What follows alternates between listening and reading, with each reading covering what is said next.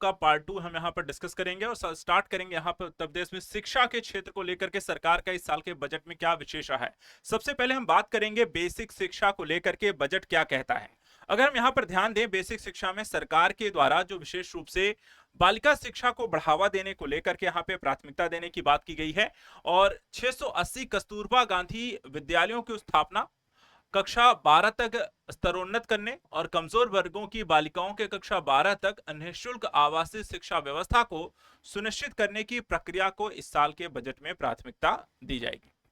दूसरी यहां पर देखें तो बेसिक शिक्षा परिषद के द्वारा जो संचालित प्राथमिक और उच्च प्राथमिक हम देख रहे हैं विद्यालयों में अवस्थापना सुविधाओं के लिए 2000 करोड़ रुपए की यहां पर व्यवस्था रहेगी।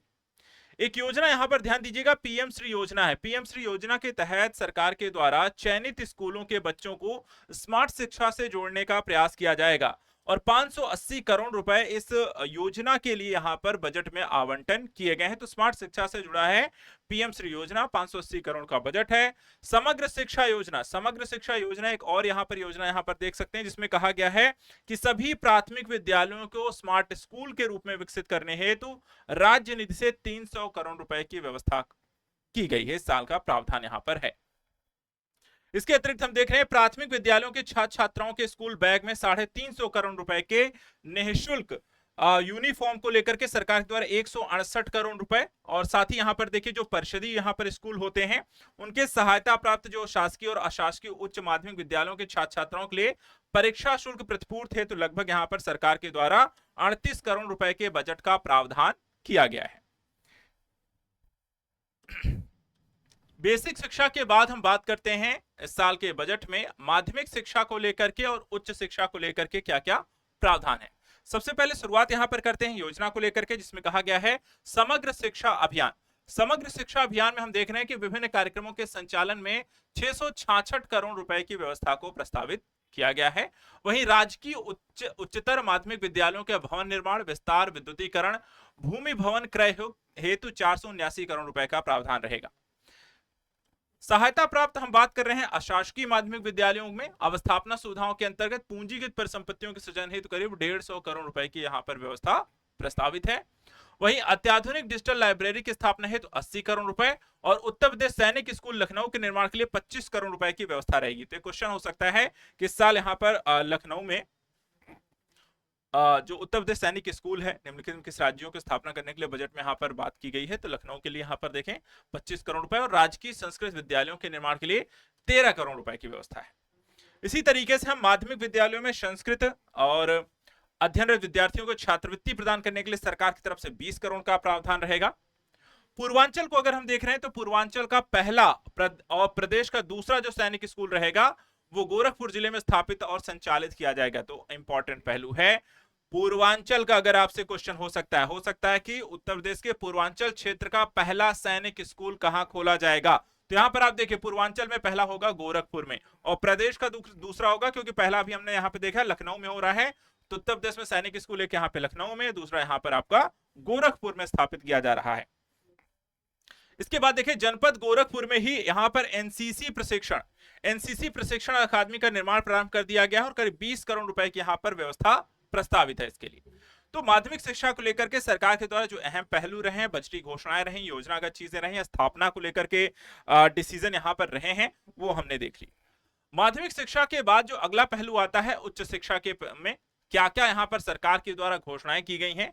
उच्च शिक्षा में प्रारंभ करते हैं योजनागत पहलू को लेकर के जिसमें कहा गया है कि प्रधानमंत्री उच्चतर शिक्षा अभियान योजना जिसके संचालन के लिए यहां पर देखिए 600 करोड़ रुपए की व्यवस्था यहां पर स्थापना की गई है। वहीं रानी लक्ष्मीबाई स्कूटी योजना प्रारंभ की गई है और इसके तहत हम देख रहे हैं कि कॉलेज जाने वाली मेधावी छात्रों को स्कूटी उपलब्ध कराने के लिए 400 करोड़ रुपए की व्यवस्था की गई है। तो स्कूटी ध्यान रखिएगा, स्कूटी किस योजना के तहत यहां पर मिल रही है, रानी लक्ष्मीबाई स्कूटी योजना। तो स्कूटी जुड़ा हुआ है तो ध्यान यहां पर रखना है। बाकी लेकिन यहां पर ये जो नाम है ना इसमें कई बार परिवर्तन कर दिया जाता है। तो रानी लक्ष्मीबाई की जगह पे अहिल्याबाई यहां पर अगर आपको जोड़ दिया गया तो नाम भी थोड़ा सा ध्यान रखना है कि कौन सी योजना है। थोड़ा सा चेंजेस कर देने से कई बार क्वेश्चन हमारा दिमाग में रहते हुए भी हम गलत करके आ जाते हैं।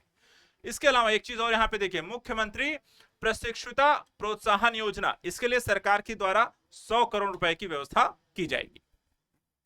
इसके अलावा हम देख रहे हैं धार्मिक क्षेत्रों को लेकर के विकसित करने का काम भी सरकार की तरफ से किया जा रहा है। यहां पर आप देखें उसी के साथ साथ शिक्षा व्यवस्था को इससे जोड़ दिया गया कि विंध्याचल धाम मंडल में मां विंध्यवासिनी राज्य विश्वविद्यालय की स्थापना की जा रही है और यहां पर इसके लिए 50 करोड़ रुपए की जो सहायता है या व्यवस्था है सरकार की तरफ से बजट में प्रावधान किया गया है।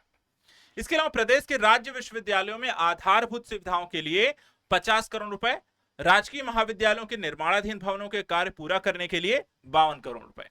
देखिए इंपॉर्टेंट क्या है, अब काफी सारी चीजें रहती हैं लेकिन हमेशा बजट में जो देखें कई सारी योजनाएं होती हैं कई सालों से चलती आ रही तो उसके लिए बजटीय आवंटन होता है, लेकिन कई सारी नई चीजें जो डेवलपमेंट होती हैं उनके पूछे जाने के चांसेस मोस्टली ज्यादा होते हैं और खासकर योजनाओं को लेकर के चीजों पर ध्यान रखना है, चाहे वो शिक्षा क्षेत्र को लेकर के चाहे अन्य पहलुओं को लेकर के हो। इसके अलावा अवसंरचना के क्षेत्रों को लेकर के है, नई कह सकते हैं विश्वविद्यालय कई चीजों की स्थापना को लेकर के है। तो इस तरीके की जो बजटीय घोषणाएं होती हैं या नई यहाँ पर योजनाएं होती हैं उस पर ज्यादा फोकस जरूर यहाँ पर बजट में जब पढ़ रहे हैं आप तो उसको जरूर यहाँ पर देखें। चलिए अगली बात करते हैं तकनीकी शिक्षा को लेकर के, व्यावसायिक शिक्षा को लेकर के भी बजट में यहाँ पर विशेष प्रावधान है। सबसे पहले हम देख रहे हैं कि प्रदेश में करीब 184 डिप्लोमा स्तर के संस्थानों और उनके प्रशिक्षण संदर्भ भी यहाँ पर कार्य उसमें किए जा रहे हैं। साथ ही 36 हम देख रहे हैं कि राजकीय जो है पॉलिटेक्निक निर्माणाधीन यहाँ पर है। राजकीय पॉलिटेक्निक में हम देख रहे हैं कि 251 जो है स्मार्ट क्लासेस रूम स्थापित किए गए हैं। राजकीय पॉलिटेक्निकों में ही नवीनतम तकनीक से सुसज्जित उत्कृष्टता केंद्रों की स्थापना है तो यहाँ पर सरकार की तरफ से 100 करोड़ रुपए दिए गए। वहीं राजकीय पॉलिटेक्निकों में स्मार्ट क्लासरूम, प्रयोगशालाओं के जीर्णोद्धार के लिए 10 करोड़ और प्रदेश में आर्टिफिशियल इंटेलिजेंस शिक्षा के उत्कृष्टता केंद्र के लिए सरकार की तरफ से 1 करोड़ रुपए का प्रावधान है। तो यहाँ पर हम तकनीकी शिक्षा के क्षेत्र में देख रहे हैं कि राज्य सरकार के द्वारा निवेश प्रक्रिया शुरू की जा चुकी है और लगातार इसमें यहाँ पर इंप्रूवमेंट करने की कोशिश की गई है। एक और शिक्षा जिसको लेकर के कहीं ना कहीं हमारी शिक्षा व्यवस्था में सबसे ज्यादा जो कमी है वो इन्हीं दोनों, एक तो तकनीकी शिक्षा का ज्ञान ना होना और दूसरा उससे भी ज्यादा कि हमारी शिक्षा व्यवस्था में व्यावसायिक शिक्षा की कमी होना। यानी कि व्यावसायिक शिक्षा का मतलब क्या हुआ, एक व्यक्ति जो यहाँ पर पढ़ाई करता है, पढ़ाई करने के बाद अगर उस शिक्षा के को प्राप्त करने के बाद भी उसके लिए अवसर नहीं है जॉब के, अगर वो कुछ कर नहीं पा रहा है या उसको करने के बाद भी उसे अलग तरीके की चीजें करनी पड़ रही, नहीं सीखनी पड़ रही हैं, कोई और संस्थान ज्वाइन करके उसे फिर से वही सारी चीजें पढ़नी पड़ रही हैं, तो वो चीजें समस्या है। सरकार के द्वारा वर्तमान समय के औद्योगिक स्तर पे जिस तरीके की डिमांड है उस तरीके की यहाँ पर नॉलेज और शिक्षा में कहीं ना कहीं हमारी कमी दिखाई देती है। एक तरीके से सामंजस्य का ना, वर्तमान समय की जॉब की मांग और हमारी वर्तमान समय की शिक्षा व्यवस्था दोनों ही एक अलग अलग तरीके के पैटर्न में दिखाई देती है और जब तक इसमें सामंजस्य स्थापित नहीं होता है तब तक बेरोजगारी की जो समस्या है वो लगातार हमें शिक्षा अच्छे खासे पढ़े लिखे लोग भी बेरोजगार घूम रहे हैं, जिसका एक बड़ा कारण यहाँ पर कहीं ना कहीं तकनीकी और व्यावसायिक शिक्षा की कमी का होना है। चलिए बात करते हैं प्रदेश सरकार इसमें इस क्षेत्र को लेकर के किस तरीके से काम कर रही है, व्यावसायिक शिक्षा के पहलुओं को लेकर के क्या काम कर रही है। तो वर्तमान में देखें प्रदेश में करीब 286 राजकीय औद्योगिक प्रशिक्षण संस्थान संचालित हैं और युवाओं के प्रशिक्षण के लिए विभिन्न ट्रेडों की 1,90,064 सीटें उपलब्ध हैं।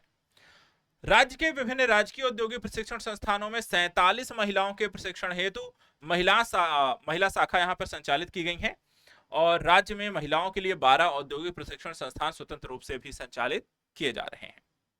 चलिए ये तो हो गया तकनीकी व्यावसायिक शिक्षा। अगली बात कर लेते हैं हम विज्ञान और प्रौद्योगिकी को लेकर के। देखिए सरकार के द्वारा प्रदेश में विज्ञान पार्कों, साइंस सिटी, नक्षत्रशालाओं की स्थापना के लिए 50 करोड़ रुपए की व्यवस्था है। आगरा में अगर आप देखें तो ये क्वेश्चन हो सकता है, जैसे कि साइंस सिटी कहां-कहां स्थापित हो रही, तो आगरा में देखें तो साइंस सिटी की स्थापना के लिए 25 करोड़ दिए गए हैं। वाराणसी में भी देखिए साइंस सिटी और नक्षत्रशाला स्थापना के लिए 5 करोड़ रुपए की व्यवस्था की गई है। तो इस तरह के क्वेश्चन आपके एग्जाम में हो सकते हैं। नई साइंस सिटी के तौर पर किसे डेवलप किया जाता है, एआई सिटी, आर्टिफिशियल इंटेलिजेंस के तौर पर किस सिटी या हब के तौर पर कौन सी सिटी को डेवलप किया जा रहा है। तो इस तरह के जो क्वेश्चंस होते हैं ना, उपनाम वाले जो शहर होते हैं या नए नाम यहाँ पर के तौर पर केंद्र के तौर पर डेवलप किए जा रहे हैं, वो क्वेश्चन भी बनते हैं, तो इसको यहाँ पे थोड़ा सा ध्यान रखना है। चलिए अगला बात यहाँ पे करते हैं, शिक्षा के बाद आती है सामाजिक सुरक्षा कार्यक्रमों को लेकर के और इस साल के बजट में हम देखेंगे महिला बाल विकास को लेकर के क्या खास रहा है। सबसे पहले यहां पर देखिए निराश्रित महिला पेंशन योजना। योजनाएं काफी जरूरी हो जाती हैं खासकर महिला और बाल कल्याण को लेकर के। और महिला निराश्रित महिला पेंशन योजना के तहत यहां पे देखिए पात्र लाभार्थियों को दे पेंशन के भुगतान के लिए करीब 2,980 करोड़ रुपए की व्यवस्था राज्य सरकार करेगी। इसी की तरह एक और योजना है जिसका नाम है मुख्यमंत्री कन्या सुमंगला योजना। इसके तहत देखिए यहाँ पे 700 करोड़ रुपए की व्यवस्था बजट में यहाँ पर व्यवस्था का प्रावधान कर दिया गया है।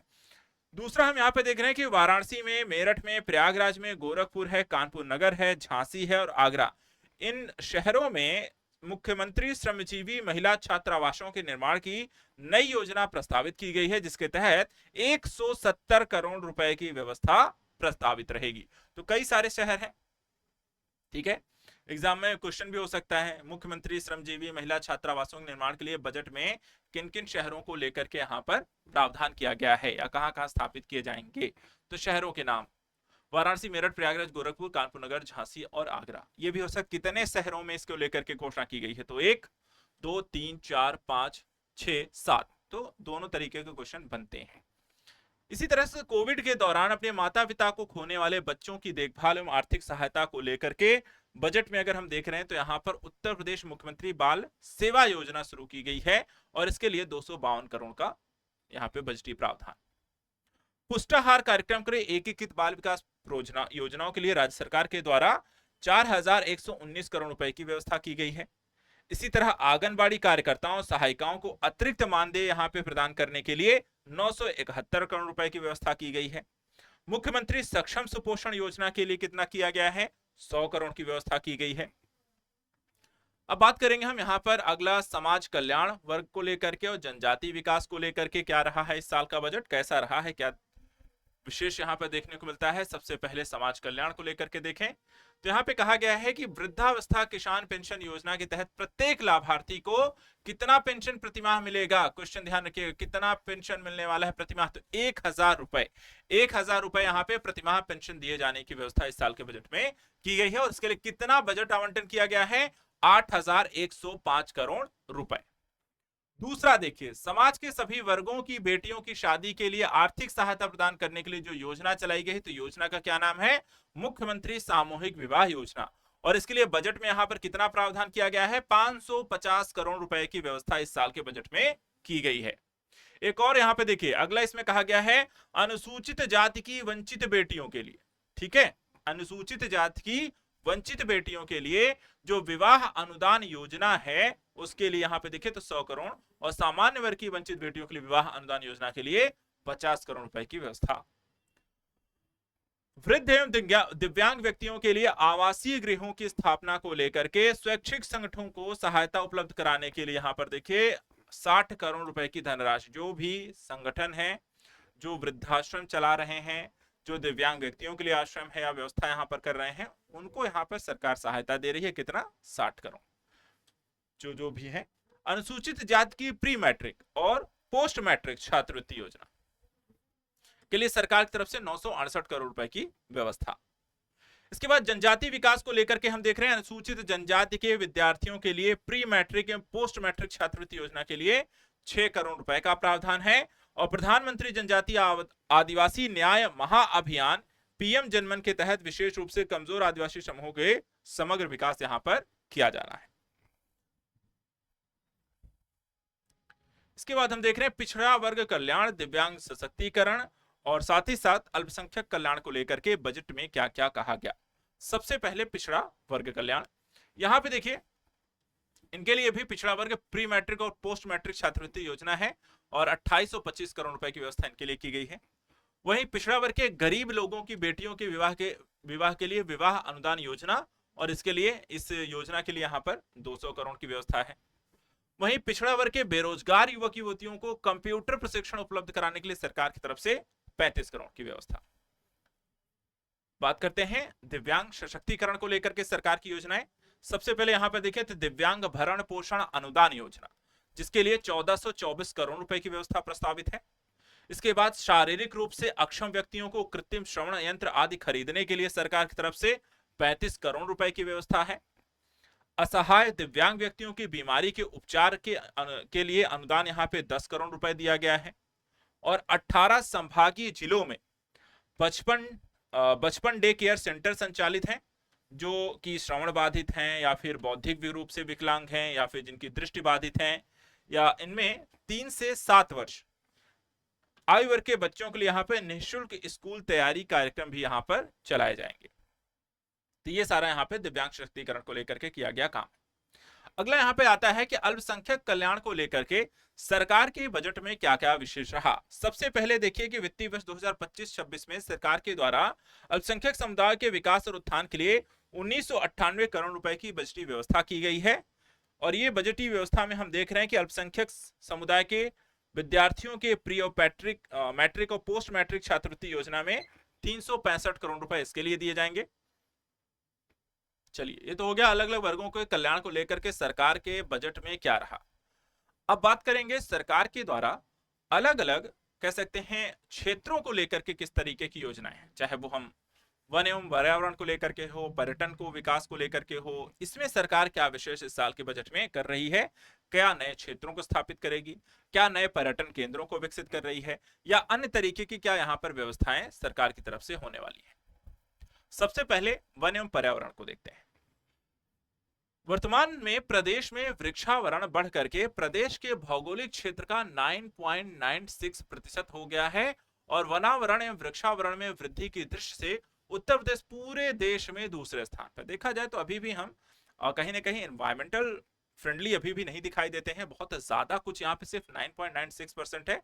इसमें तेजी से ग्रोथ करने की, क्योंकि भारत की जनसंख्या में सबसे बड़ा जो योगदान है वो यूपी का है, लेकिन उस हिसाब से अगर हम देखें तो वन एवं पर्यावरण को लेकर के वृक्षावरण या वन की यहाँ पर कमी आपको दिखाई देती है। मैदानी इलाका है, मोस्टली कृषि, और यहाँ पर एक जनसंख्या जो है काफी ज्यादा है, तो इसके कारण भी कहीं ना कहीं इसका इम्पैक्ट पड़ता है। लेकिन यहाँ पर तेजी से सरकार इस पर काम जरूर करती हुई दिखाई दे रही है, कहीं ना कहीं वृक्षावरण को बढ़ावा दिया जा रहा है।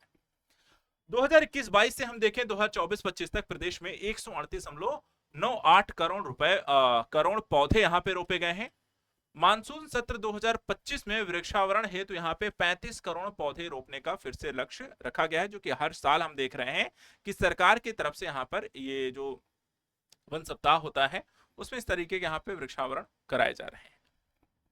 एक और चीज यहाँ पे ध्यान रखिएगा, इसको लेकर क्वेश्चन भी आया है। देश का पहला गिद्ध प्रजनन केंद्र लाल सिरवाला गिद्ध संरक्षण एवं प्रजनन केंद्र गोरखपुर जिले के कैंपियर रेंज के अंतर्गत यहाँ पे स्थापित किया गया।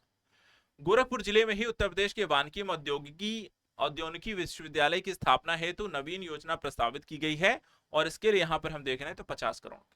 तो कुछ चीजें जो है आपको गोरखपुर जिले को लेकर के लगातार यहाँ पर काफी इंपॉर्टेंस दी गई है।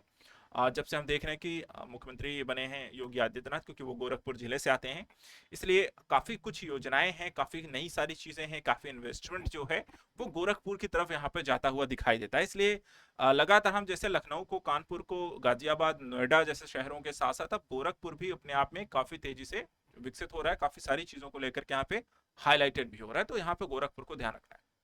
इसके बाद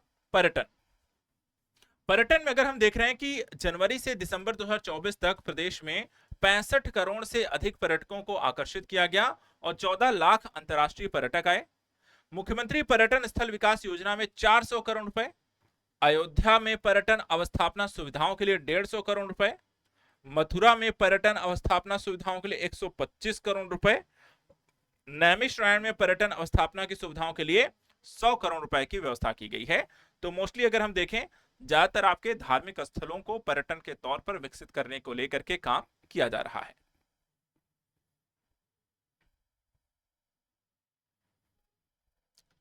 इसके अतिरिक्त हम देखें तो पर्यटकों को सुविधा बढ़ाने के लिए राज्य की तरफ से राज्य एवं राष्ट्रीय राजमार्गों के किनारे कई तरीके की सुविधाओं को विकसित करने के लिए 100 करोड़ के बजट का प्रस्ताव यहां पर दिया गया है।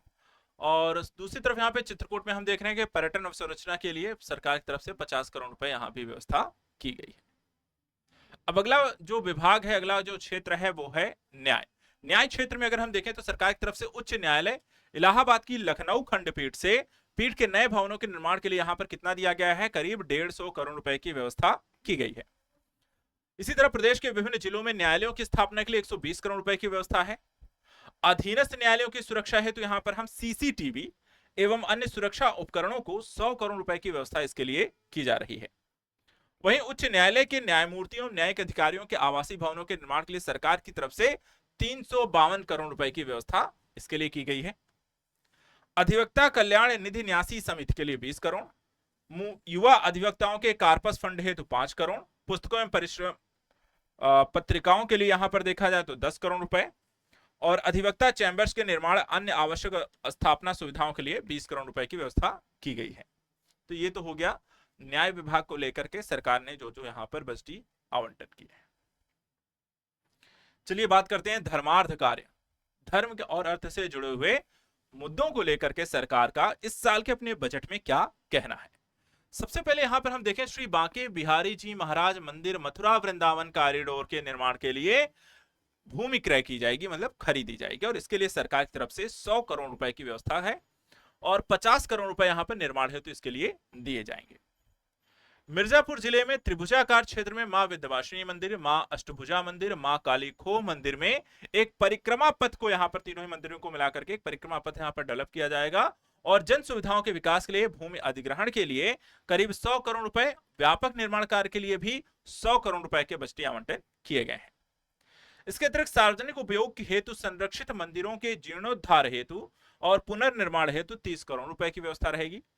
सीतापुर जिले में नैमिषारण्य में वेद विज्ञान केंद्र की स्थापना की जाएगी और इसके लिए यहां पर 100 करोड़ रुपए की व्यवस्था की गई है। तो ये जो क्वेश्चंस हैं इसको यहाँ पर एक तरीके से क्वेश्चन के तौर पे ही पढ़िए। जब क्वेश्चन के तौर पे देखेंगे तो चीजें क्या क्वेश्चन बन सकता है, या खुद क्वेश्चन इस पे आप बना भी सकते हैं और उसके क्वेश्चन के आंसर भी आप टिक करते चलो, उस तरीके से देखोगे तो चीजें हमेशा बहुत जल्दी याद रहती है। ठीक है, अब यहाँ पे 4 अगर पॉइंट है तो 4 क्वेश्चन बना डालो कि यहाँ पर कितने श्री बांके बिहारी महाराज मंदिर मथुरा वृंदावन कॉरिडोर के लिए यहाँ पर कितने बजट का आवंटन किया गया है, या निम्नलिखित में से यहाँ पर एक ही क्वेश्चन बना दिया गया कि बजट में निम्नलिखित में से सरकार के द्वारा किन धर्मार्थ कार्यों के लिए यहाँ पे बजटीय आवंटन नहीं किया गया है, और उसमें वहां पर इनमें 4 में से कोई 3 रख दिया गया, चौथा कोई और यहाँ पे डाल दिया गया, तो वो भी यहाँ पर हमें ध्यान रखना है। तो इस तरीके से क्वेश्चन यहाँ पे कुछ भी बनाया जा सकता है, हर एक टॉपिक को, हर एक एंगल को क्या क्या क्वेश्चन बन सकता है, थोड़ा सा क्वेश्चन के दिमाग से चीजों को पढ़ें।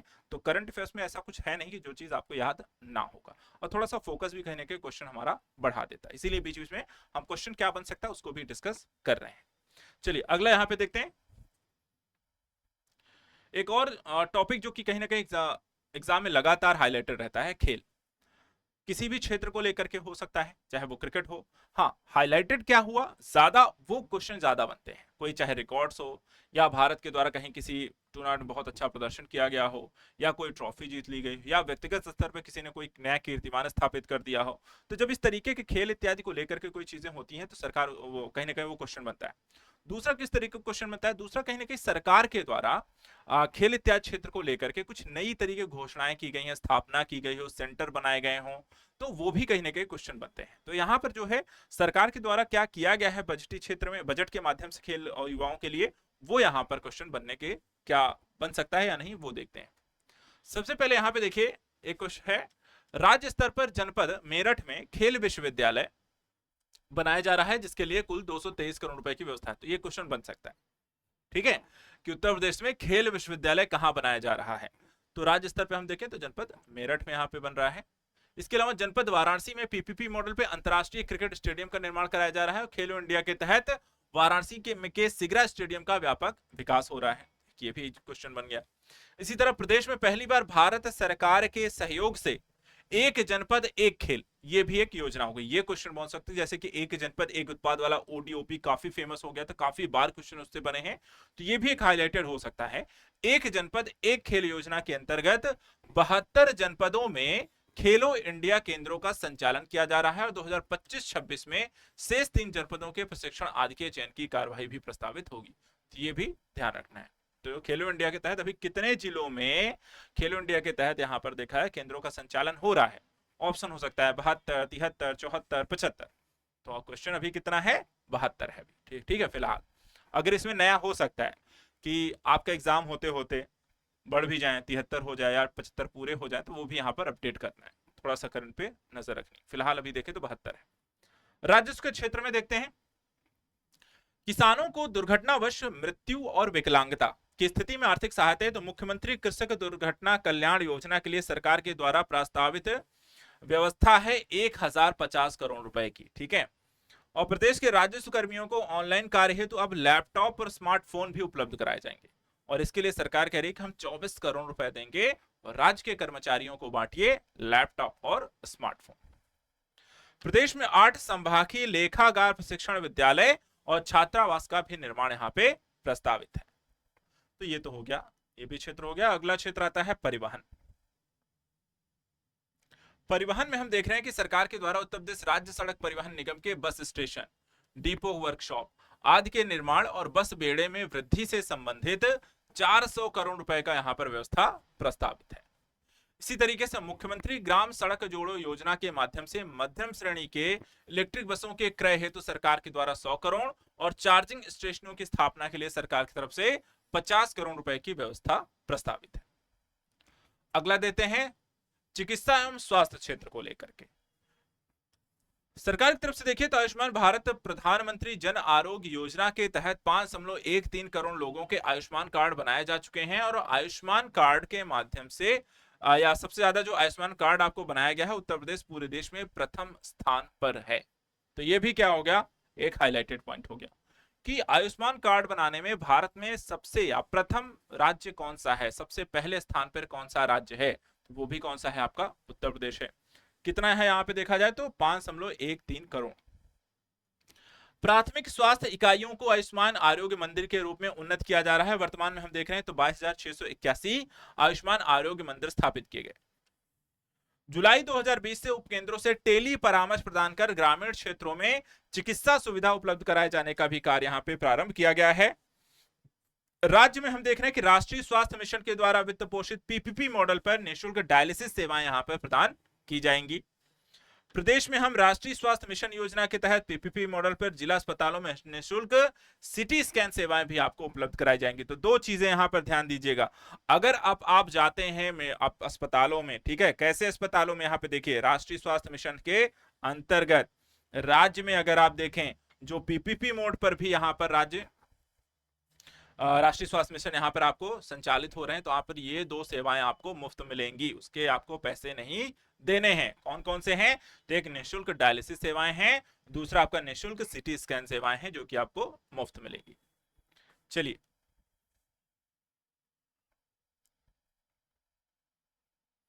अब यहाँ पे देखिए आयुष क्षेत्र को लेकर के सरकार ने वर्तमान के प्रदेश के विभिन्न जनपदों में 2110 आयुर्वेदिक, 254 यूनानी, 1585 होम्योपैथिक चिकित्सालय संचालित हैं। साथ ही 8 जो है आयुर्वेदिक महाविद्यालय और उनसे संबंधित चिकित्सालय हैं, 2 जो है यूनानी महाविद्यालय और उनसे संबंधित चिकित्सालय हैं, और 9 जो है होम्योपैथिक महाविद्यालय और उनसे संबंधित चिकित्सालय प्रदेश में संचालित हो रहे हैं। इसके अलावा वित्तीय वर्ष 2025-26 में हम देख रहे हैं कि महायोगी गुरु गोरखनाथ आयुष विश्वविद्यालय का निर्माण गोरखपुर में यहां पर पूर्ण किया जाना है। तो ये भी क्वेश्चन हो गया।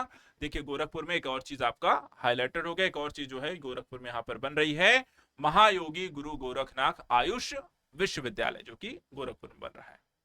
इसके अलावा हम देख रहे हैं कि जनपद अयोध्या में राजकीय आयुर्वेदिक महाविद्यालय का निर्माण यहाँ पर पूर्ण किया जाना है, तथा जनपद वाराणसी में जब हम देख रहे हैं जहां पे राजकीय होम्योपैथिक मेडिकल कॉलेज की यहां पर स्थापना की जाएगी। तो अयोध्या में आयुर्वेदिक रहेगा, जबकि वाराणसी में हम देख रहे हैं होम्योपैथिक मेडिकल कॉलेज और महाविद्यालय आपके बनेंगे। इसके अलावा देखा जाए चिकित्सा क्षेत्र में यहाँ पर क्या विशेष होने जा रहा है, तो चिकित्सा क्षेत्र में वर्तमान में प्रदेश में सरकारी एवं निजी क्षेत्र के मेडिकल कॉलेजों, चिकित्सा संस्थानों, विश्वविद्यालयों में 11,800 एमबीबीएस सीटें, 3,971 पीजी सीटें उपलब्ध हैं। केंद्र सरकार ने वर्ष 2025-26 में यूजी पीजी के लिए 10,000 सीटें जोड़ने की यहां पर घोषणा की थी, जिनमें से 1,500 सीटें उत्तर प्रदेश को यहां पर दी जाएंगी। इसके लिए करीब 2,066 करोड़ रुपए की यहां पर व्यवस्था प्रस्तावित है। और क्या है यहां पर देखिए, वर्ष 2017 में सरकारी मेडिकल कॉलेजों में सुपर स्पेशलिटी सीटों की कुल संख्या 120 थी, और शैक्षणिक सत्र 2024-25 में हम देख रहे हैं कि सीटों की संख्या बढ़कर के 250 कर दी गई है। इसके अलावा बलिया और बलरामपुर जिलों में स्वशासी राज्य चिकित्सा महाविद्यालयों की स्थापना है, तो 27 करोड़ एवं 25 करोड़ रुपए क्रमशः यहाँ पे प्रस्तावित किया गया है। तो इस तरीके से यहाँ पर सरकार के द्वारा इस साल के बजट में क्या क्या विशेष रहा वो सब हमने यहाँ पर देख लिया। ठीक है, बाकी कुछ डिटेलिंग एक बार जाते जाते आपको बता देते हैं आपके बजट में क्या खास रहा कि 20 फरवरी 2025 को देखिए यूपी सरकार का ये 9वां बजट था। बजट कितना बड़ा था तो 8,08,736.06 करोड़ रुपए का बजट रहा। पिछले साल के तुलना में इस बजट में कितना वृद्धि हुई है तो 9.8% हुई है। नई योजनाओं के लिए सरकार ने इस साल के बजट में कितना यहाँ पे प्रावधान किया है तो 28,778.34 करोड़ रुपए का आवंटन भी किया है। इसके अलावा सबसे ज्यादा जो आवंटन सरकार की तरफ किस क्षेत्र के लिए किया गया है तो अवसंरचना के क्षेत्र के लिए किया गया है।